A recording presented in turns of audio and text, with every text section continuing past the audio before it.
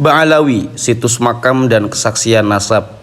Tulisan terbaru dari Kiai Haji Imaduddin Utsman Al-Bantani.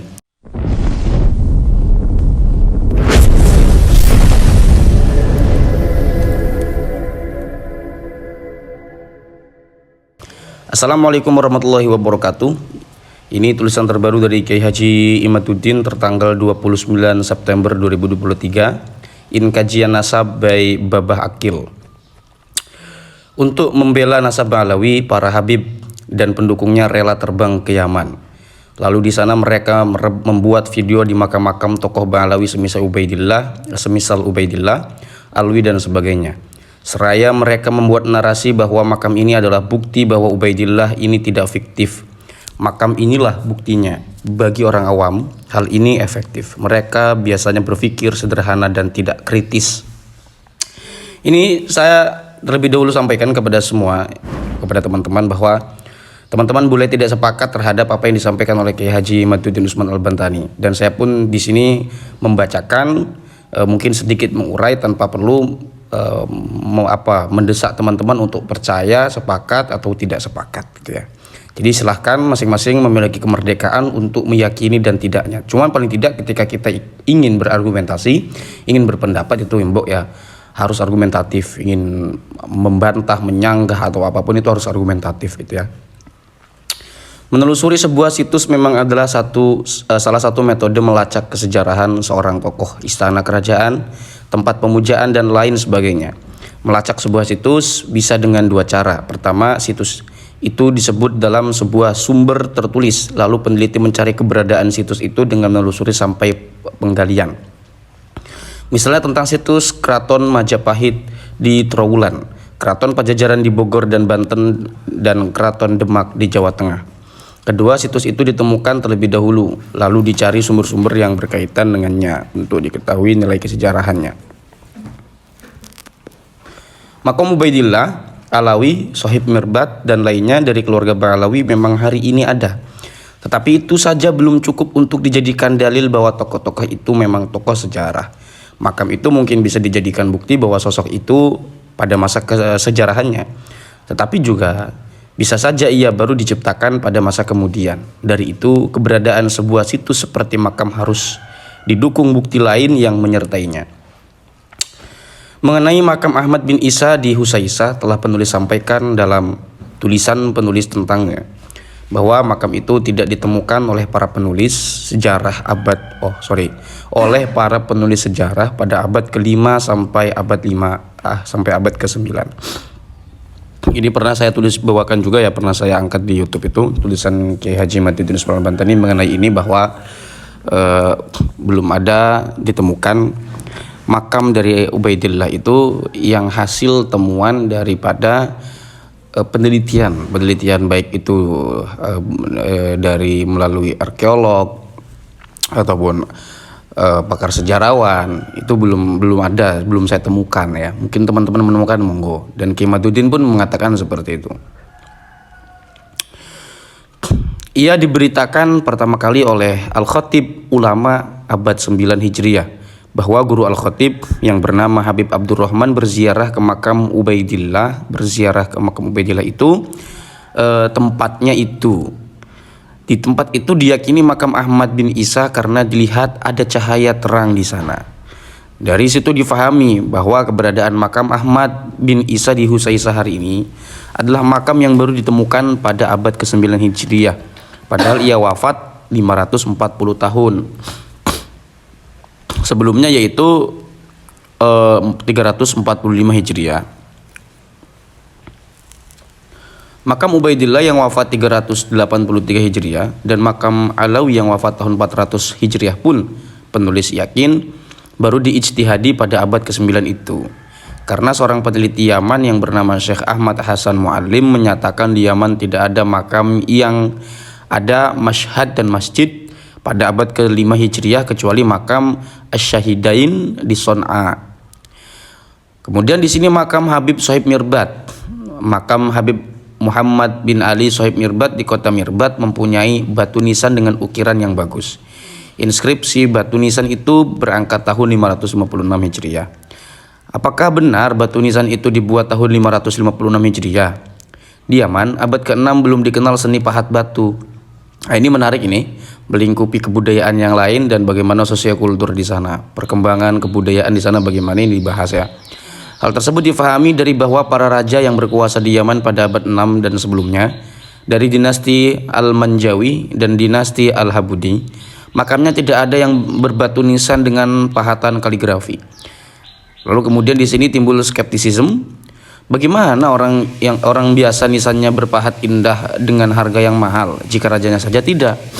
Oh iya, ini pertanyaan yang sangat logis yang kemudian ini harus ditarik kesimpulan bagaimana untuk meninjau persoalan ini dari sisi logika sejarah, nalar sejarahnya. Raja pertama yang makamnya berbatu nisan dengan pahatan indah adalah Raja Al-Wathiq Ibrahim dan dari dinasti Rasuli yang wafat pada tahun 711 Hijriah. Batu nisan itu pun bukan produksi Yaman tetapi diimpor dari India. Bayangkan abad ke-8 saja batu nisan Raja Yaman harus diimpor dari India. Bagaimana 200 tahun sebelumnya makam Sohib Mirbat sudah mempunyai batu nisan yang sama indahnya.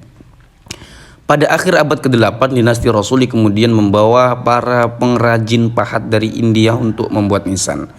Dari situlah awal mula banyak raja, ulama dan orang kaya. Batu nisannya memiliki pahatan dan ukiran. Hal itu bisa dibuktikan dengan bahan jenis batu yang berbeda antara batu pahatan Raja Al-Wathiq dan pahatan batu nisan selanjutnya. Di mana struktur dan jenis batu Raja Al-Wathiq berasal dari daerah India, sedangkan jenis batu nisan lainnya adalah batu lokal dari Yaman. Nah, sekarang kita bahas batu nisan dari Sohib Mirbat. Apa yang dipakai kemudian materialnya ya, yang digunakan oleh Sohib Mirbat ini. Maksudnya orang yang menggunakan batu nisan di kuburannya Sohib Mirbat. Batu nisan Habib Sohib Mirbat dapat diyakini baru dibuat pada abad 9 atau sesudahnya. Berbarengan dengan konstruksi nasab Ba'alawi yang sudah final diijtihadi oleh Habib Ali As-Sakron dan Al-Khatib. Bagi penulis, sosok Habib Sohib Mirbat sendiri masih meragukan apakah sosok historis ataukah bukan. Artinya dalam pengertian di sini mungkin fiktif ya. Penelusuran membawa kepada keyakinan bahwa sosok ini adalah ahistoris. Tidak ada berita sezaman yang menyebut eksistensinya. Kemudian kitab-kitab sejarah yang menyebut para ulama Mirbat dan Zifar tidak menyebut namanya, kecuali kitab-kitab setelah abad 9 Hijriah. Ya, semuanya setelah abad 9. Anak Sohib Mirbat yang bernama Abdullah yang disebut mendapat ijazah dari Imam Al-Qala'i, yaitu ulama Mirbat yang wafat tahun 630 Hijriah, pun disebut pertama kali oleh Al-Khatib oleh kitab Al-Ghuror abad 10 Hijriah. Anehnya, nama Abdullah bin Sohib Mirbat Ba'alawi ini kemudian disebut inqirad, yaitu tidak punya keturunan.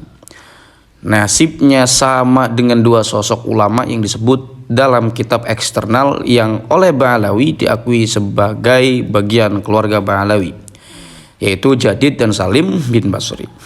Keduanya disebut sebagai saudara dari Alawi bin Ubaidillah, namun kemudian keduanya disebut inqirad, yo podo ae gak punya keturunan atau keturunannya terputus. Penulis di sini curiga bahwa nama Abdullah yang disebut dengan Asy-Syarif itu memang ada riwayat mendapat ijazah dari Imam Al-Qala'i, namun tidak disebutkan keturunannya ke atas. Lalu di abad 9 keluarga Ba'alawi mengakuinya sebagai anak Habib Sohib Mirbat. Lalu karena di abad 9 itu tidak ditemukan algoritma keturunannya pada keluarga Ba'alawi, maka kemudian disebutlah ia inqirad. Algoritma seperti itu yang terjadi pada Jadid dan Salim bin Basri. Penulis meyakini, kemudian di sini Kiai Maduddin melanjutkan, Jadid yang disebut As-Suluk itu juga Basri, bukan saudara Alwi. Ada kitab lain menyebut bahwa Alwi mempunyai saudara satu orang bernama Ismail, tidak mempunyai saudara bernama Jadid dan Basri. Dari manuskrip Kashful Lugain ditemukan bahwa Jadid berasal dari keluarga Al-Musyawi, bukan Ba'alawi. Kata Gus Rumel, manuskrip penulis salah ketik dan katanya manuskrip yang ditemukan yang benar. Yang ditemukan Gus Rumel itu ya katanya yang benar. Bahwa itu bukan Jadid tapi Hadil. Tulisannya mirip. Penulis tersenyum. Dari mana Gus Rumel berkesimpulan manuskrip penulis salah dan manuskripnya maksudnya dan manuskrip Gus Rumel itu sendiri yang benar.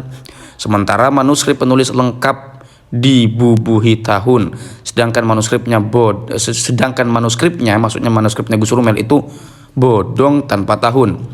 Penulis yakin Gus Rumel tidak akan dapat menunjukkan tahun berapa manuskrip yang ditemukannya itu, karena memang manuskrip itu penulisnya pun punya, dan di sana tidak ada angka tahun. Sebab manuskrip harus dilihat kebenarannya dari dua hal. Pertama, jika ia bertahun muda bertentangan dengan manuskrip tahun yang tua, maka manuskrip tahun yang tua lah yang harus dipercaya. Ini sudah masuk wilayah teknis ya. Di sini semacam Kiai Haji Maduddin Usman Al-Bantani mengajari Gus Rumel begitu ya, kalau melihat dari tulisan ini. Kecuali manuskrip muda itu mempunyai syahid bahwa manuskripnya lah yang benar. Dari Ibrahim Nasab Ba'alawi ini, apakah Gus Rumel dapat mencari pintu keluarnya? Dapatkah Gus Rumel membawa saksi mahkota abad ke-6 yang menyatakan bahwa Ubaidillah adalah anak Ahmad bin Isa? Juga saksi tambahan abad ke-7 bahwa Jadid mempunyai saudara bernama Alwi? Sekali lagi, walau saksi pustaka telah memberi kesaksian, tim perumus telah menyimpulkan secara ilmiah bahwa Ubaidillah bukan anak Ahmad bin Isa, dan hakim DNA telah mengetuk dua arah telah kalah. Tetapi ini bisa saja belum ingkrah. Jika Gus Rumel melanjutkan banding atau mengajukan peninjauan kembali, minimal secara pustaka, agar riwayat masa lalu itu tidak terlalu dianggap mengada-ada. Tentu dengan sebuah konsekuensi, diskursus ini tidak bisa cepat berhenti. Sampai saat ini, penulis setuju dengan Gus Fakih bahwa hanya Gus Rumel yang berkualitas dalam membela nasab Ba'alawi. Penulis Imaduddin Usman Al-Bantani atau Kiai Haji Imaduddin Usman Al-Bantani. Itu saja teman-teman, saya hanya membacakan di sini. Monggo teman-teman untuk mengurai dari apa yang telah ditulis oleh Kiai Haji Imaduddin Usman Al-Bantani dalam tulisannya di Nahdlatul Ulum di sini. Kurang lebihnya saya mohon maaf. Tapi mudah-mudahan ada manfaatnya walaupun satu huruf. Hadanallahu wa iyyakum ajma'in. Wassalamualaikum warahmatullahi wabarakatuh.